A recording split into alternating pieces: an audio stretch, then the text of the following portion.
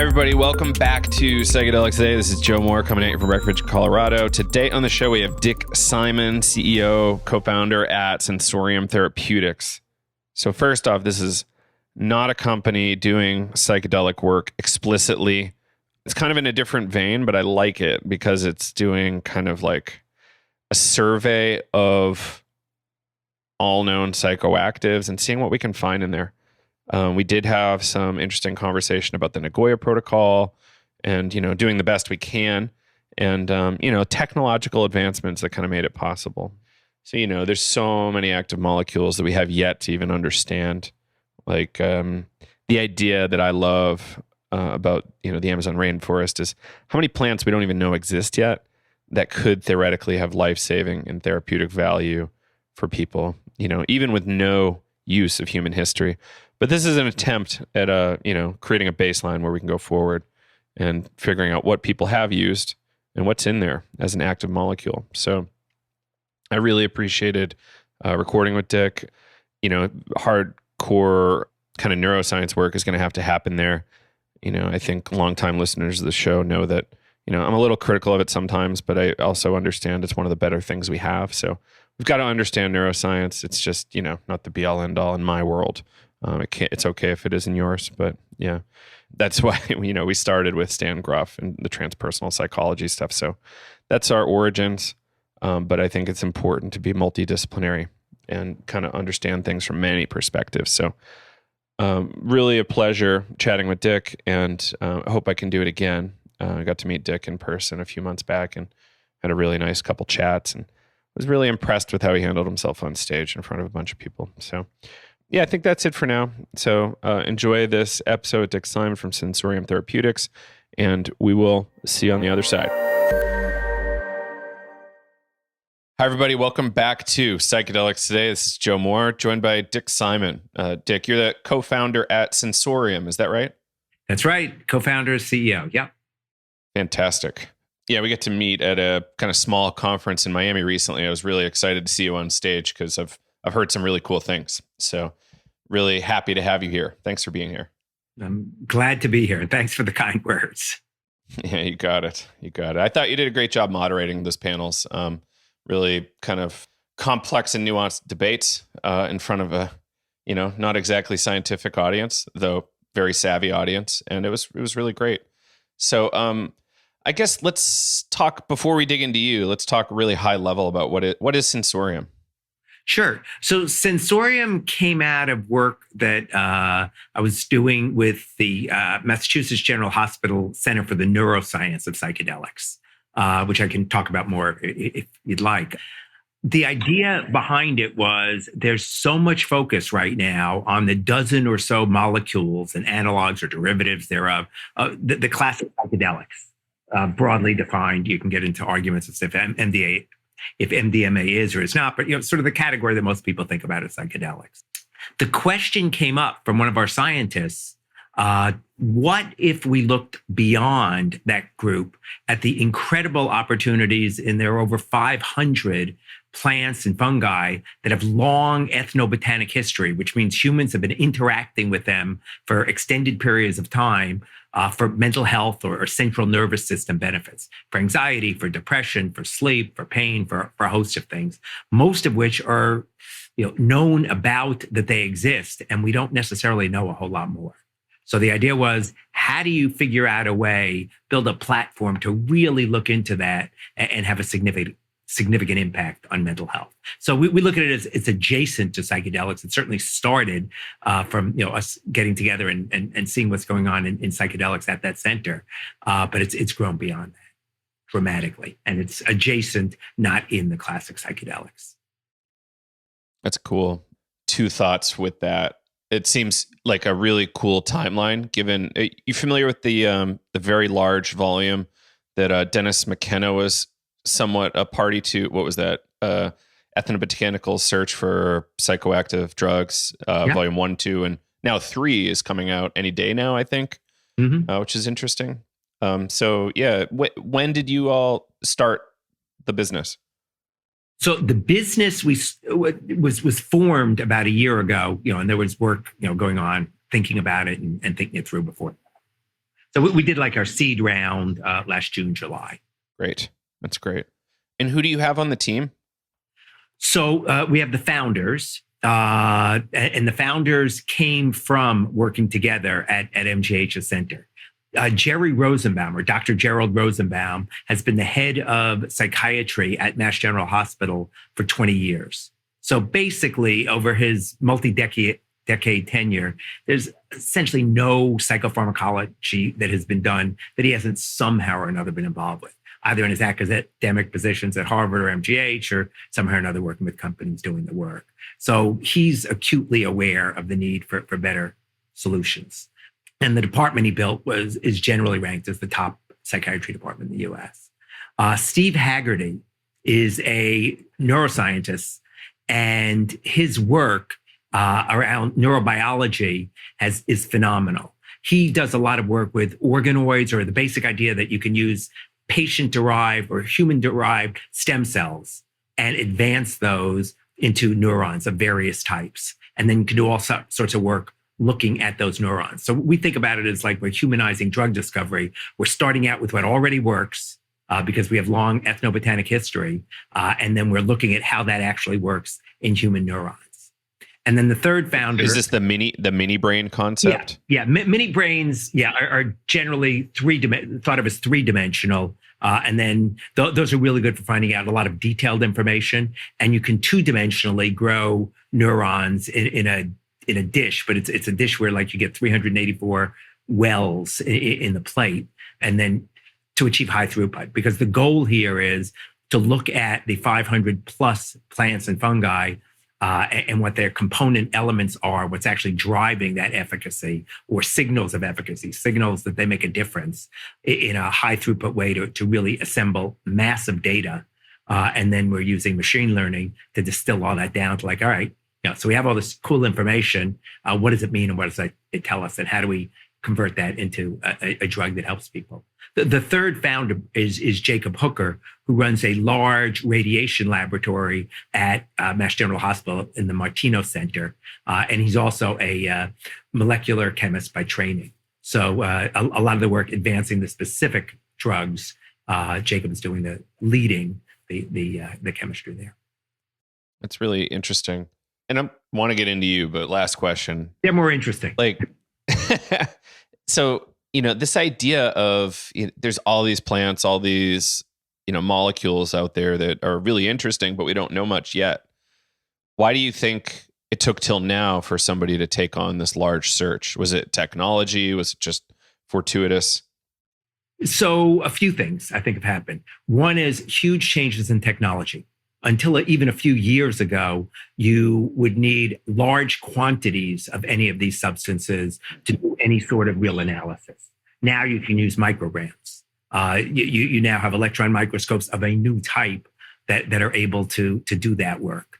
So you're actually able to figure out structure, so what the molecules really are. That you couldn't do a few years ago. The whole area of organoids or iPSC, induced pluripotent stem cell derived neurons, has been around for a dozen years, 10 years, but it's really advanced in the last few years. And Steve Haggerty is one of the leaders in that space. So very interesting. Moved. I think the other thing that happened is psychedelics sort of reopened. In this particular situation, it brought together the group. But I think in general, psychedelics reopened the whole idea that like, wait, why don't we look at things that humans have been using for a long time that seem to have some benefit, and figure out how to use that in a current context and use it for medical purposes. Cool. All right. So let's rewind the tape. Who is Dick Simon? How did you get to this point where you were working at MGH and now with Sensorium? Sure. So I'm a serial entrepreneur. I've been involved in a range of different business activities over an extended, unfortunately pretty successful career. Shortly after September 11th of 2001, I stopped doing all my business activities with the idea of, could I help in conflict resolution? Could I get people talking in geographic areas that otherwise were in conflict with each other? So think like Israel, Palestine, India, Pakistan, and other areas.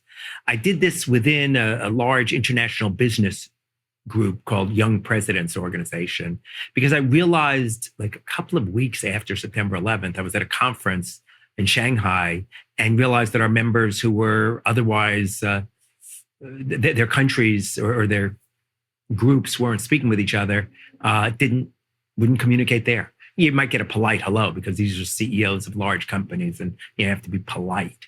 But there were because everybody was sure that the other was just at fault for whatever this conflict was. So we got them talking, and fast forward that, because you wanted me to go way back, I bring it forward about 7 or 8 years ago, I began to learn about psychedelics, which I had known essentially nothing about.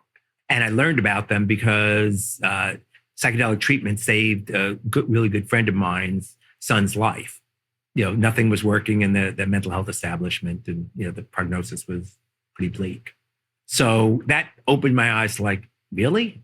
Because I kind of grew up on, your brain on drugs.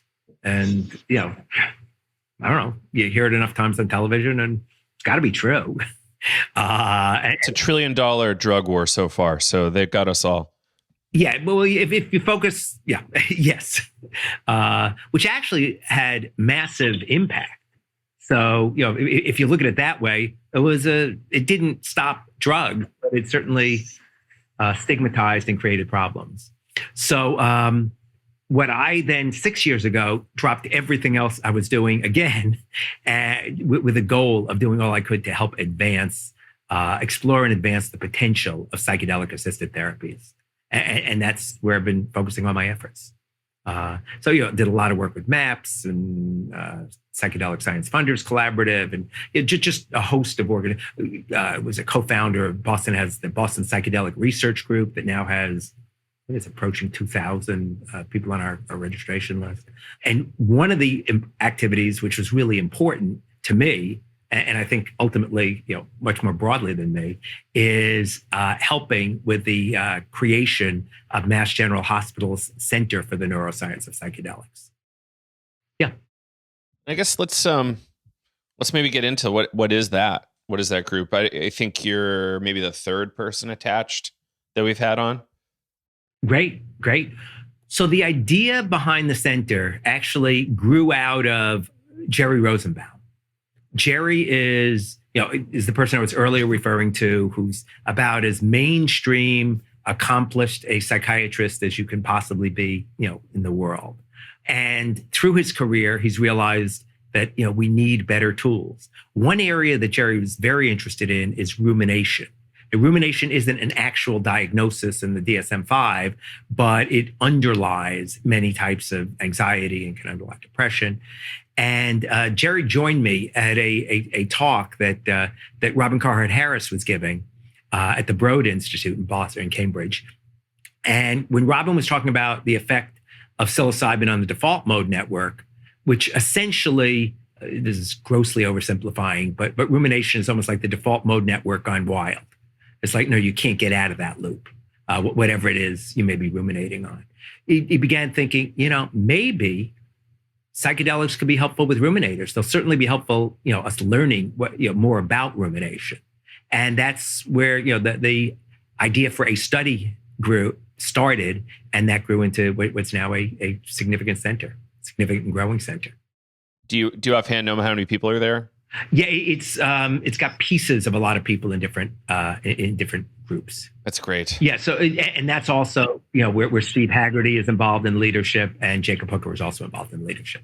So what Jerry was able to do was pull together top people throughout the Harvard and MGH that were interested in this space, figuring out why do these work. What are the mechanisms of action, and how might we be able to improve them? One of the things that was interesting there was, looking at the potential. Richard Evans Schultes is generally considered sort of the first significant ethnobotanist, and he was Harvard faculty in the 50s and 60s. Spent a lot of time, primarily in South America, gathering samples, and learning. Those samples are housed at Harvard, many, many decades later. And it was out of those conversations that the idea for Sensorium began. I can share one other just thought as to the whole potential of ethnobotanical approaches. So what we are doing is we're looking at each of these substances, figuring out what the active ingredient the active molecule or molecules might be through a process called fractionation, which is basically you're looking for the active molecule. And we're then synthesizing it, because the intent here is that we will be creating drugs that are consistent and can go through FDA approvals, and figuring out what is needed to better have them work in a modern context, in a current cultural context.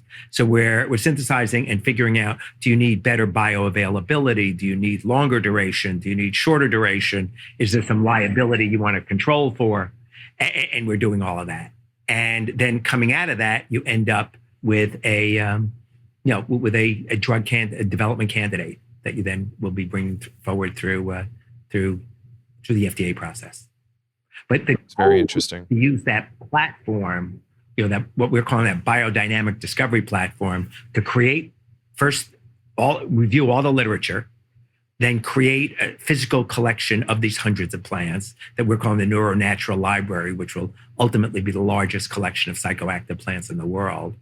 Do sophisticated science on them of a type that looking for characteristics, some of which are shared in classic psychedelics, like neurogenesis, and then distilling all that information down in what we're calling psychgraph.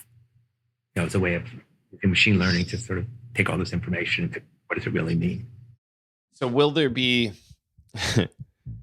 is this super futuristic and it's all robots, or do you actually have humans kind of administering things to the trays?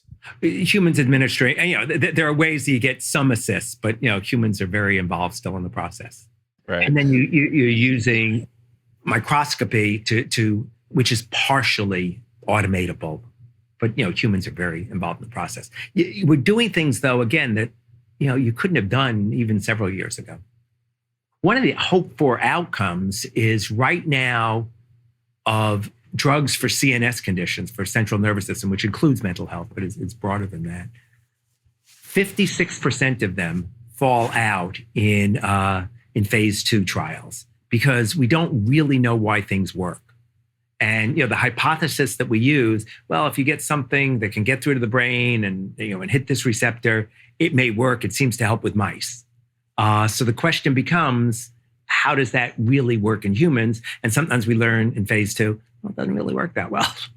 In this situation, it's almost like we're starting with what works. Okay, we know this works. We know it's worked for a long time in people.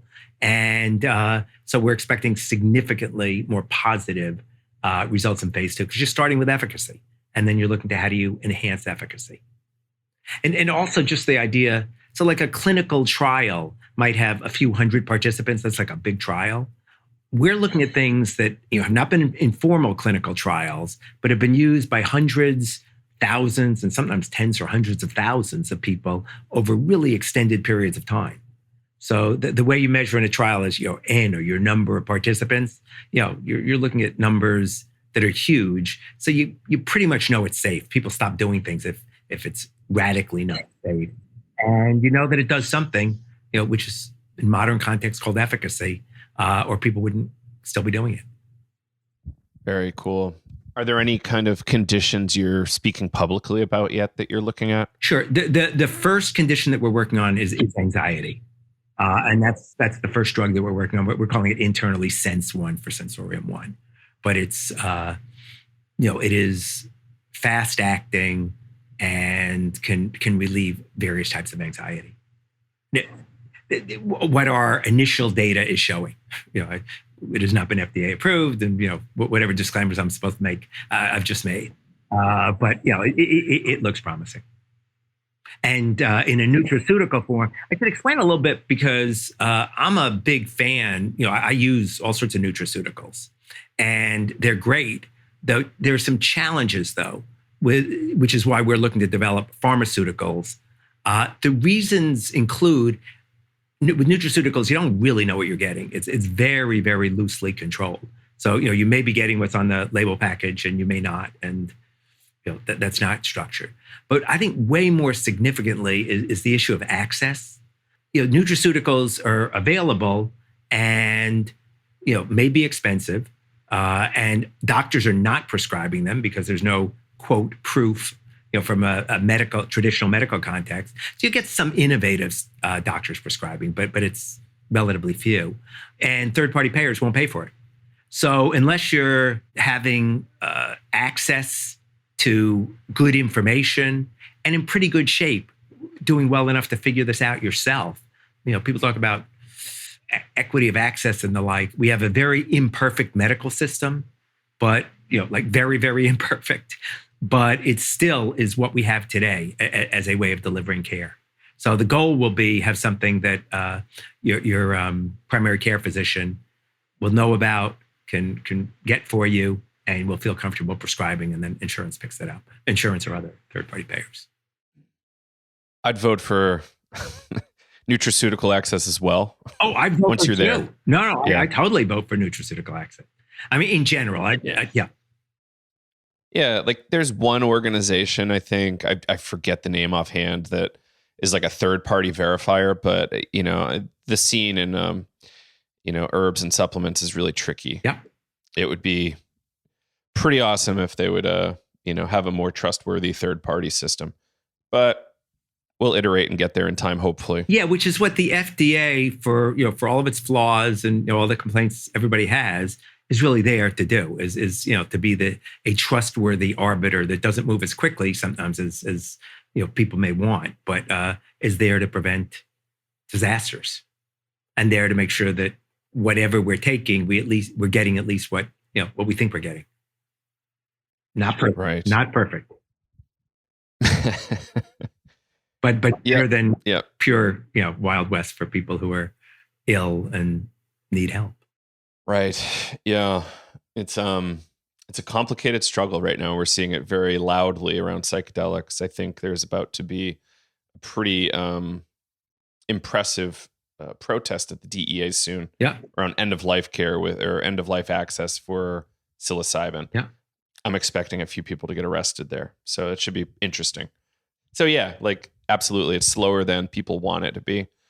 And yeah, it's an interesting consequence of thalidomide, but FDA needs to exist.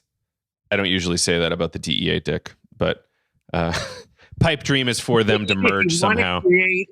If you want to create a vehicle for a war on something that doesn't need to have a war on it, Anyway, yes, I understand. Yeah, I just want the guns can go to the U.S. Marshals and the scientists can go to the FDA, and everybody else can take a hike. But that's where I'm at. But anyway, so how many molecules do you think you might look at in the next year or two? So the intent is that this neuronatural library, we have now over 600 that we're looking to look at.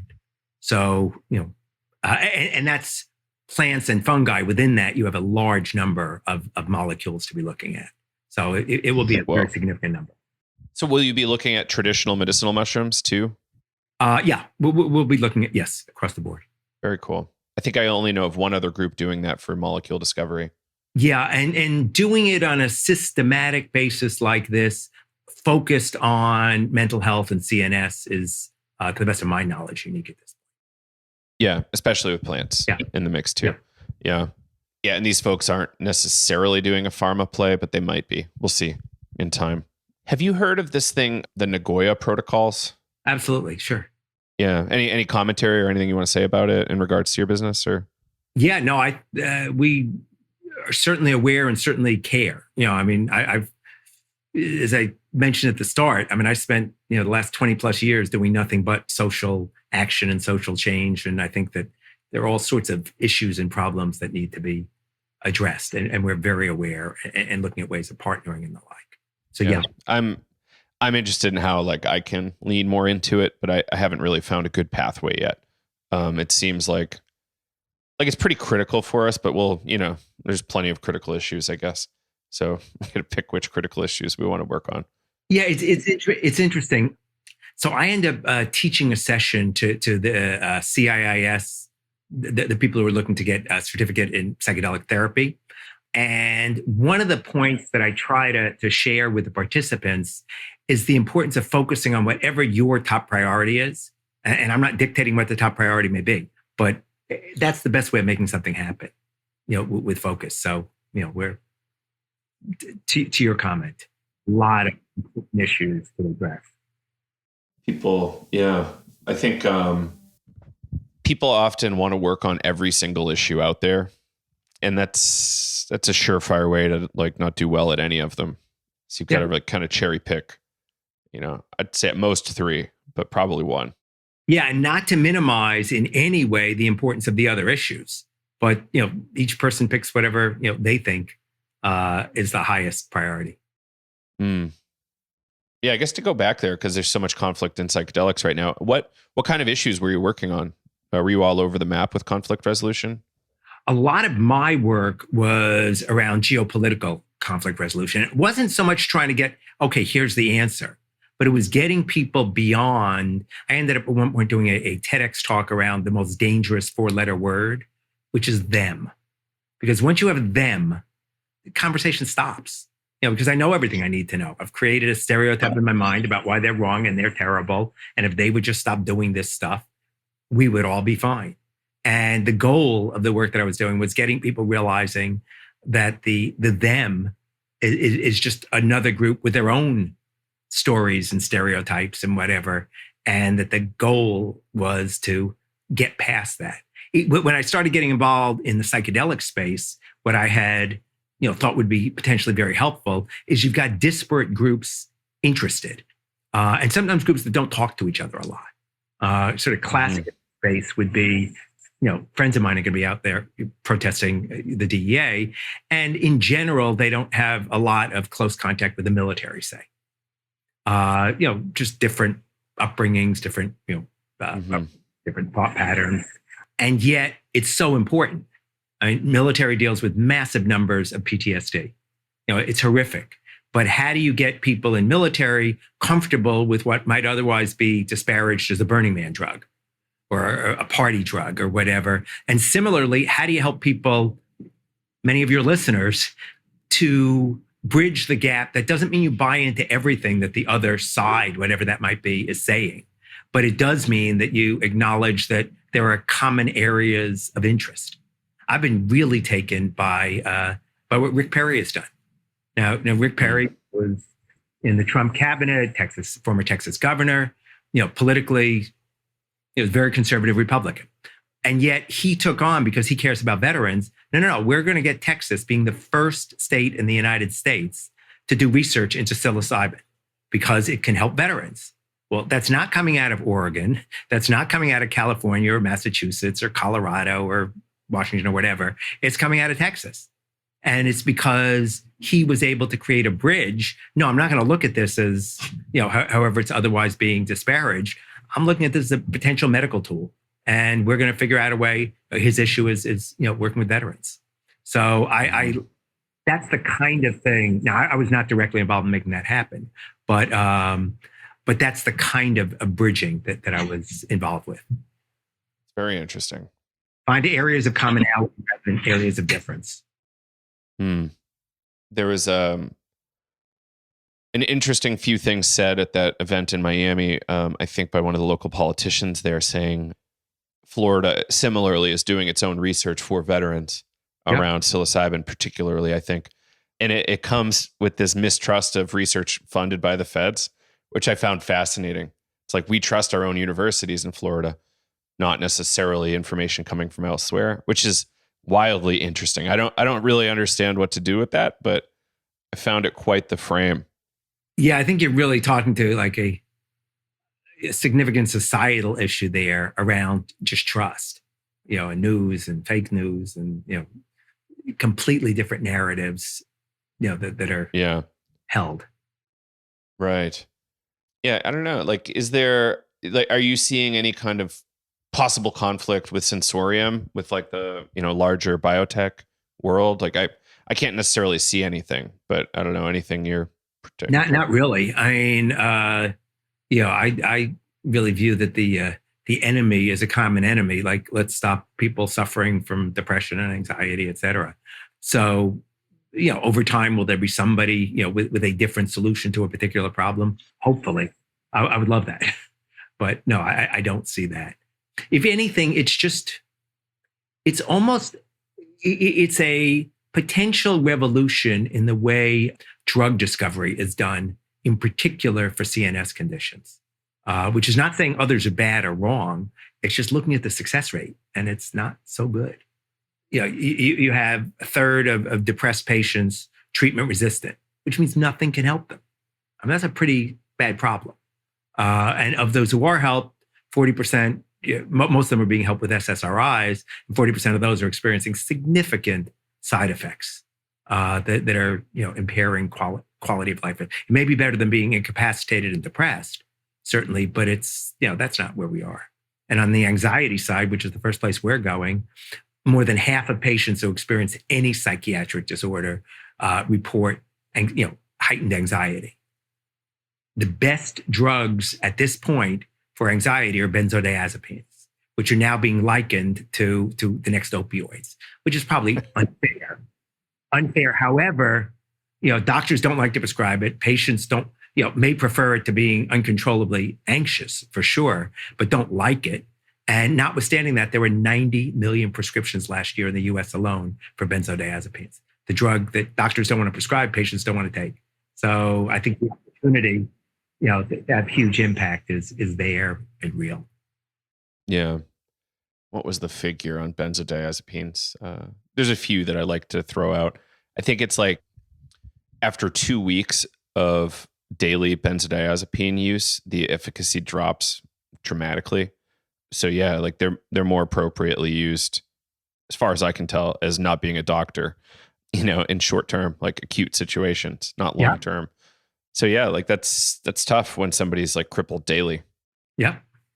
So, and it's that has driven us to, I was explaining at one point to, when we were doing our seed round to one of the investors that our goal is to have massive impact.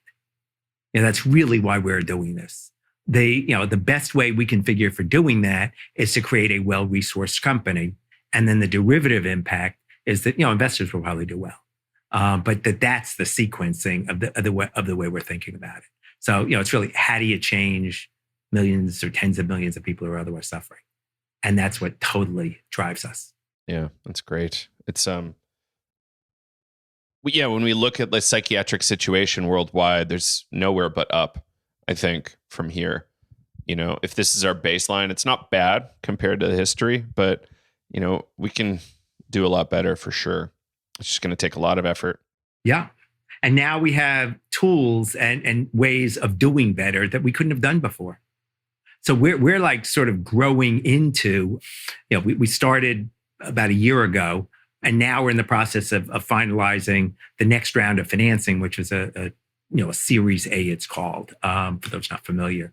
But basically, that will give us a 2-year runway so that we are able to bring our first drug into the clinic, working with patients, and the platform will be delivering new drug candidates or new drug leads that we will move to development candidates. So it's a really exciting time. I love it. Do you think it'll be kind of a traditional like 5 to 7 year kind of process to get through and get like phase 3 approval? Yeah, I mean, they're treated as even though they start with natural product, they are then treated as any other drug. So yeah, it's a 5-ish year process. And what we'll do is we will be very involved in the discovery and the early phases, and then partner out, which because our expertise and where we can really add a lot of value to the world and to the company is in the area of drug discovery. When you get the later trials like phase 3, in all probability, we'll have partnerships that are with other entities that are set up to do that. I mean, we could, but then like you're developing a whole business around that rather than developing the next 5 compounds that might be helpful to people. Right. It's do what you're good at. Totally. So I would imagine, given you're probably going to be exposed to many thousands of compounds, that you'll probably bump into, I don't want to say probably, there's a chance you'd bump into new novel types of psychedelic compounds. Mm-hmm. And those don't necessarily fit into this kind of more nutraceutical, like, take your ashwagandha in the morning and, like it might look more like a psilocybin treatment model where it requires a lot of resources. Like, Yeah. but I don't know, any thoughts on that? Like what you might do if you run into something that requires a lot more resources than here's your bottle and we'll see you next month. So yeah, I mean, you're talking to somebody who's devoted the last 6 years to doing nothing but trying to advance, that potential. So I'm a total believer. And in answer to your specific question, we would address that to the extent that it's something that needs adjunct, that it's an adjunct to other therapies, like psilocybin or MDMA, others. We would take a look and figure out the best way of proceeding. We're looking at the drug discovery and development piece of it.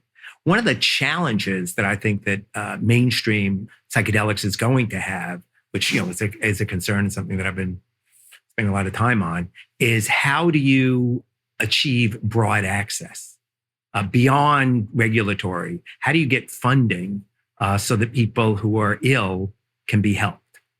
And I think where we are probably heading, at least on earlier stages, is either people who are well-resourced, with personal resources, but that's a tiny piece of privileged America, which is great if you have those resources, but that's not, or those who have some sort of third-party payers, either private insurance or government. The challenge there will really be if you're very ill, with a high cost, those may get covered. If you're just not doing well, it's unlikely that we're going to see reimbursement for full psychedelic therapy for those who are ill but not severely treatment resistant. It would be great if we could, but with costs associated, I don't know how that plays out.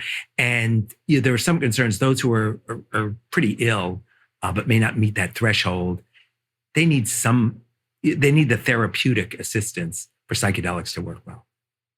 So I don't know how you sort of navigate that, in addition to everything else that's needed in terms of infrastructure. But just assume even you have all the infrastructure. How do you help all the people who don't meet the very, very high threshold, but need help? And that's really the 10x market or whatever that we are looking at, the vast majority of people who are suffering, but not bad enough. Yeah. Which is sad, which is very sad, but, So in answer to your question, we come up with something that is a true psychedelic compound, but we'll figure out what we would do then. Yeah. I was chatting with a physician last night in Portland, Maine, who's attached to, I think, the third MAPS expanded access site, which is really cool. And she was suggesting client cost might be $19,000 to provide the service, which, it's a $1,000 or $2,000 off from what I was thinking, but it's right in the ballpark. So there's going to be a lot of issues paying for this and figuring out how to make it work. One avenue, Dick, that I've been trying to help push forward is religious inclusion in a thing like Oregon, to allow for, the Santo Daime and the UDV have been very safe, very few issues, and they've been operating for a long time domestically. Psilocybin could have similar safety rates if, we figure out the right frame for that kind of container and religious inclusion. And, our estimates are somewhere around $50 to $100 if we get everything right per treatment. But it's not the whole protocol, that's a single session, not like a full MAPS trial. Yeah, and what isn't clear is what the value is that's just coming from, the substance itself, and how much of that is all of the therapy that's around it. I think in particular, as you get to people who are, so I've been, speaking with some researchers and scientists around the distinction between those who are utilizing psychedelics but are healthy. And we all have our issues. I can give you a list of mine, but it would take more than the length of this podcast. But anyway, but do not have a DSM-5 diagnosis, and those who are suffering and their need for much greater levels of support. So in a group setting, at UDV or whatever, things could work out great. But how do you help these people who have a lot more going against them, or a lot more challenges. Right. Agreed. Yeah. I like to see something like somehow I have a really bad healthcare plan, but the amazing thing is I have 100% free therapy. Blows my mind. I don't actually understand how that works, but I love it. And, like having therapy included, like, yes, like go to 8 sessions and then maybe you can come for one mushroom session at the church, or maybe there's like helpful community containers with skilled people, maybe licenses, maybe not. But yeah, like totally, like we can hit more categories of individuals that way. But yeah, there are going to be these exceptional cases that it's going to be a little risky for. So we, as the people with boots on the ground, need to figure that out. Like, how do we make sure those people maybe don't jump in right away? Maybe go to a couple screenings or something first. Yeah, and I also think we still have we have a tremendous amount to learn that we don't know yet. So, like at Mass General, the whole idea there was to figure out mechanism of action and why these are working and potentially how to have them work better. But we operate under a lot of assumptions that are based on experience, but are not based on any sort of controls on the experience. I mean, even something basic like, the assumption is music and playlists are really important. They've been used and they seem to work.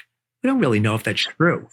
How Stan Groff apparently had lots of experience without music with his client base. With a number of other people. I'm not saying that the music in a controlled playlist isn't absolutely the best answer, but it seems like it's something we ought to really know an answer to rather than make assumptions.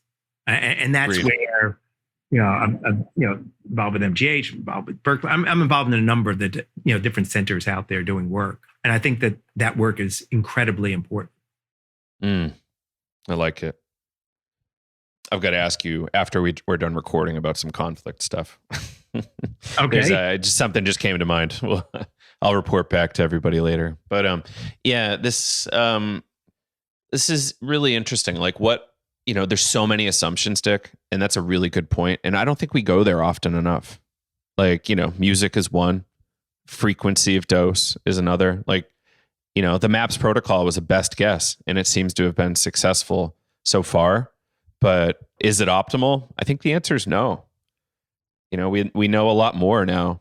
Yeah, and I love the way you put it. It's our best guess, and it does work. But is it optimal or optimized? I don't know. I think what'll end up happening though is that once approved, there will be a lot of people trying variations on, and it'll have to fit within the FDA approved risk evaluation and mitigation strategies, or REMS. But there'll be enough variance to be learning more. Do you know much about the business side of that? Like, so say I wanted to run a trial after MAPS is done. Like, is it less expensive or less of a burden at the FDA and DEA once it's prescribable? Once it's prescribable, the whole idea is that then, you're talking about to run can you reiterate your question? An iterative trial. So say I wanted to do a study, maybe we'll call it, I'm attached to University of Kentucky, and like, I want to run some studies with different variables being explored as part of the MAPS protocol. So, music, and maybe we'll say body work or something. So like, what is there less of a burden from the DEA and FDA if I wanted to do that? I mean, the DEA and working with a controlled substance is a huge burden. I mean, it's being overcome in a range of institutions, but it's a huge burden. Once it is, assuming it is, and we're all expecting it to be rescheduled, then you're dealing with something that's prescribable. So then you'd have your own organizations or institutions, evaluation of it. But you're no longer dealing with, do you have the right safe and controlled access and all of the rest of what goes along with working with a Schedule I substance. So yes, it'll be very, very different. You'll have to go through your institutional review board, to make sure that it's safe for patients and things like that, and that you're doing it, with standards. But it would be very different. It will be very amazing. Yeah. Which, for people that don't understand this means the science becomes way cheaper and we have better data at an alarming rate relative to what we've had. So I'm expecting a real data explosion 2023 and beyond. We'll see. I hope. Yeah. I'm with you on the hope for sure. Another assumption that you're actually really great to answer is around neuroscience. And like I feel like a, quack even questioning neuroscience at all, but like why neuroscience? Why is neuroscience like where you wanted to put a lot of attention and Jerry puts a lot of attention? Yeah. Well, first as a qualifier, I am not a neuroscientist. I'm around neuroscientists all the time now, but I am not a neuroscientist. So the reason is that's the best that we know about how and why the brain works. We're now able to look at individual receptors, and we're able to tie things together that we couldn't do before. So by understanding how it works gives us the highest probability of being able to figure out causality and ways of changing things. But neuroscience has a long way to go. It's great, and the work of some of the leaders in the field are fantastic, but it's much more of a nascent field than say what we know in oncology. Yeah, actually, it's a great analogy.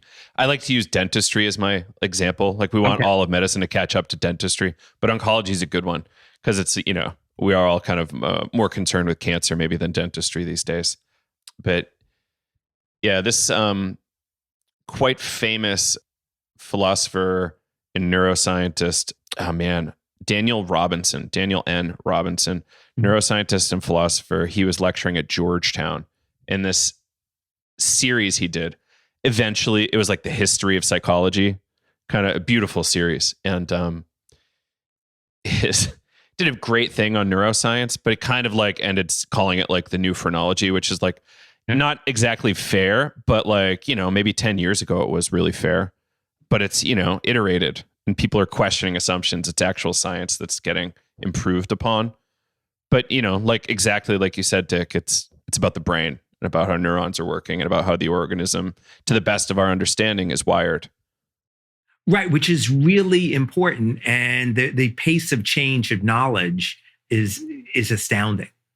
I mean, the fact, if you really just stop and think about it, the fact that we know now what receptor LSD is working on or psilocybin is working on, and we're actually able to see that, with a microscope operating on human neurons, teaches us a lot. Then you begin to look at, all right, well, what is the occupancy of that receptor? How much of that is really being used? And if you increase that, does that change the effect?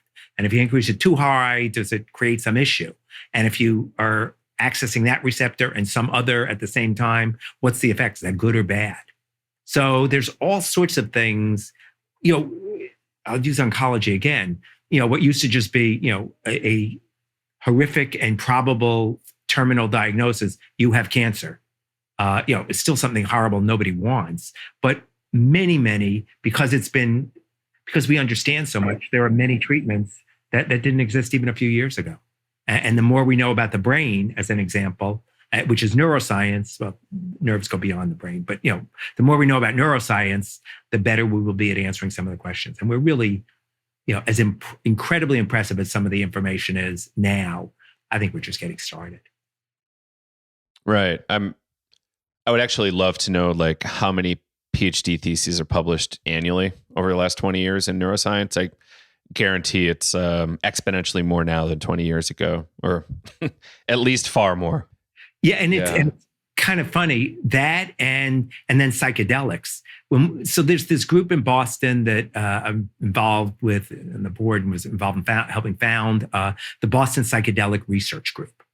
And originally that was created like 4 years ago, I guess, in the founder's backyard, with the idea being, well, there are a few young researchers that are interested in this space, but it's really career threatening. If they tell, they're the chair of their department, could this be career threatening or ending? And right. So it's like, all right, let's bring together some people who, may have some resources or some experience that will be helpful. Think about how much has changed in that few-year period of time. Now it's like the hot field that massive numbers of people want to get into. It's not, career ending. It's like, oh, good. We want to set up the center and you can be such and such in it. But things change quickly. And I think neuroscience is the much larger field, but I think you're seeing as the tools are better and the potential for knowing things grows, that many more people are attracted because people want to make a difference. And it's a fascinating field. So yeah. Right. Yeah. For whatever reason, I was thinking about all the students at MIT making drugs in their labs in the off hours. And I'm like, oh, they weren't too worried, but they made it work. But another thing, like there's so many advancements, even with technology. So like an iPad now can do more than any piece of lab gear, used 10, 20 years ago. Yep. And it's democratized the tools that they can use to do the research. And yeah, the tools are even cheaper now. And so many kinds. And changing all the time. Mm-hmm. I mean, if I would have told someone, 10 years ago, no, we're going to have this company, Sensorium, and it is going to be able to, in a 384 well plate, take a look at human, groups of neurons growing, and we'll have sophisticated microscopy to take a look at it, and we'll be able to do it on a high throughput basis, and we can reliably do it and replicate. The question would have been, all right, what other drugs are you taking? Because that's not going to, and we're there. And it's evolving really quick. It's still very specialized. Like Steve Haggerty is a real leader in that space. But it's published, and so it's good. I mean, it's really good. Yeah, the future is really bright on this stuff. It's fascinating how different psychiatry will be in 10 years. After 10 years of this being, or 9 years of this stuff being approved and prescribable. MDMA psilocybin specifically is what I'm talking about. But there's going to be so many more. And there's going to be so many more of these, novel molecules that you're investigating that are hopefully better than SSRIs. Yeah, that would be great. That's I don't want to say it's a low bar because a lot of people have tried very hard, but it's a really important bar to surpass. Yeah, I would. And even questions as to how important the psychedelic effect is to efficacy. The assumption tends to be the assumption tends to be that somehow or another the intensity of the experience is related to the efficacy. I don't know. There are people now who are looking at, what if you removed the psychedelic effect from psychedelics? Are you still getting the same neuroplasticity, neurogenesis, and much of the effect? I don't know the answer, but I think those who are ideologues on either side of that, it's like silly. It's like, let's figure it out. On a lot, my answer tends to be, no. Why don't we find the answer rather than argue for whatever our position is? Yeah, absolutely. And I'm a fan of the psychedelic experience, but there's so many reasons and so many indications that people shouldn't necessarily need to have that to get help. Like there's one pharma group doing modified LSD molecule for cluster headaches, and they have great efficacy and no psychoactive effect whatsoever. So brilliant. Those people shouldn't have to need to trip to get that relief. Yeah, and what we're doing is very much focused on things that are that do not have a psychedelic effect, but are psychoactive, meaning it has an impact on the brain. But we're starting with things that are doing that rather than trying to remove the psychedelic effect, which may end up useful with some compounds. I don't have the answer to that, and hopefully, we will have those answers. But starting with things that work the way they are. Just seems like a really good place to start. Yeah, absolutely. So all the tools that we've learned over time, and we'll keep learning more. But I know too many people suffering who shouldn't be suffering the way they're suffering. And those tools, some of them are hidden in plain sight. Some of them can be variants of nutraceuticals that are used today. Many of them are significantly further from that right now. But it's very, very rich opportunity space for having impact done right. And that's what we're looking to do. What do you Boston was a really big, influential psychedelic city for a long time, right? Mhm. Like, looking back in the history books. But, how do you think Boston's doing compared to, places like San Francisco, LA, New York now? Well, I guess I don't actually even know where Hopkins is. Is it in Baltimore? Yeah, yeah.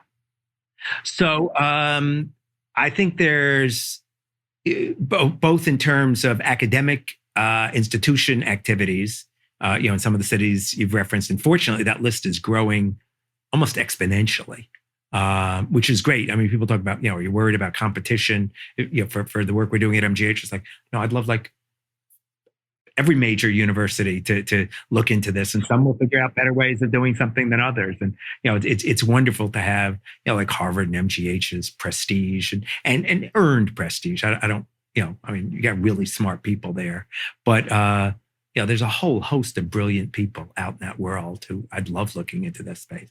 So Boston, I think, is doing well, again, with Harvard and MIT and Mass General Hospital and Brigham and other, and it's very, very much of a biotech hub, which is a great place to be advancing psychedelics, or the potential, search into and the potential of psychedelics.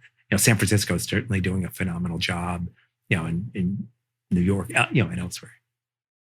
Have you seen any ingress, like Dana-Farber being like a pretty big cancer hospital? Like, have you seen any kind of ingress into other hospitals around kind of like end of life care or existential? So there's a group, Sunstone. I don't know if you've come across them before. Afterwards, I can connect you. But it's an oncology practice in Maryland, and that is created, or it was based on an oncology practice, and it's looking at a whole lot of these questions. How do you help people? And I think ultimately you will see this more and more in major institutions dealing with people who unfortunately are facing end of life issues. Yeah, that's helpful. Is there any activity at MIT as far as you know?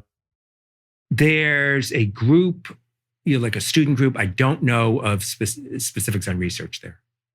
Okay. Yeah. I specialize in student groups, so I'll try to get in there, see what we can do. Yeah, I hope, yeah. Yeah. And Harvard has active student groups, and others that I'm, again, happy to help connect. And Dick, rumor has it you might have gone to Burning Man. Any comments about Burning Man? It's a really interesting place where people connect, and it's fascinating. Yeah. It's very different from Boston. We our playa tends to like be sand and have an ocean in front of it. But the whole I think that Burning Man, for those who haven't been, can have like one story, and it's a story that like sticks in people's mind. It's an incredible opportunity to connect with a bunch of really interesting people. Yeah, I'm trying to go this year. We'll see if I can find tickets, but there's typically a gazillion. I would say, I think 3 psychedelic conferences I know about. For whatever reason, that feels like a gazillion to me. But, there's a lot of opportunity to see talks and workshops and try different things and see different ways of experimentation and being. Yeah. And a lot of leaders, many leaders in the space, are there and give talks and, and teach. Yeah.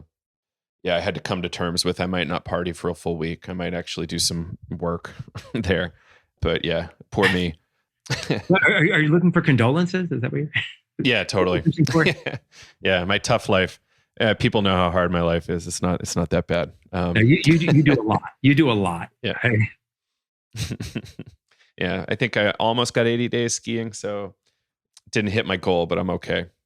But Dick, I guess we're at about an hour. Is there anything else or websites you might want to shout out or mentions? Yeah, like I'd invite people to sensorium.bio, sensorium.bio. For those not familiar with it, I would also absolutely sign up for Berkeley. Michael Pollan has created a newsletter there that we've been involved with, and I would highly recommend. And then ones that and then Mass General Hospital's Center for the Neuroscience of Psychedelics, and I'll send you that as a link there. Yeah. We'll have all those links in the show notes. Yeah. Well, Dick, thank you very much for joining us today. I'm really excited to get this out and to learn more. Thank you. Happy to share more. And again, really excited about what we're doing with Sensorium and that the potential there for having great impact. So thank you so much for letting me share. You are welcome. And there you have it. Dick Simon, Sensorium Therapeutics. Hope y'all enjoyed that one, learned a few things. There's still the possibility of discovering many new psychedelics produced in nature.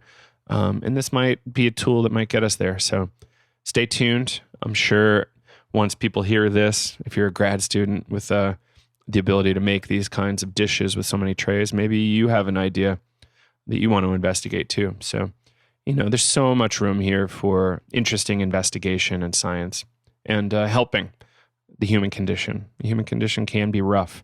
So that's what it's all about here is, alleviating suffering, hopefully secondary, tertiary result is boosting creativity and curiosity about the world and creating a little bit more compassion, hopefully. So anyway, I think that's it for now. Thank you, everybody. This is Joe Moore signing off. We'll see you next time.